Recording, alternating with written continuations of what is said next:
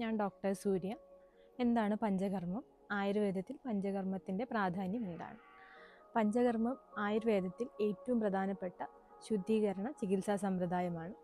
ദീർഘകാലമായി ശരീരത്തിൽ അടിഞ്ഞുകൂടി കിടക്കുന്ന ദോഷങ്ങൾ നീക്കം ചെയ്യാനും മനസ്സും ശരീരവും ആരോഗ്യകരമായി നിലനിർത്താനും പഞ്ചകർമ്മം ഏറ്റവും അത്യാവശ്യം തന്നെയാണ്. ശരീരത്തെ ശുദ്ധീകരിക്കുന്ന 5 കർമ്മങ്ങളെയാണ് പഞ്ചകർമ്മങ്ങൾ എന്ന് പറയുന്നത്.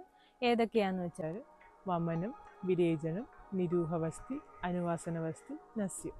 ഈ പറഞ്ഞവയെല്ലാം വാഗ്ഭടാചാര്യനും ചരകാചാര്യനും പറഞ്ഞിട്ടുള്ള പഞ്ചകർമ്മങ്ങളാണ്. സുശ്രുതാചാര്യൻ രക്തമോക്ഷണം എന്ന ചികിത്സ കൂടി ഇതിൽ ഉൾപ്പെടുത്തിയിട്ടുണ്ട്. മാത്രമല്ല നസ്യം എന്ന ചികിത്സയെ ശിരോവിരേചനം എന്നാണ് പറയുന്നത്.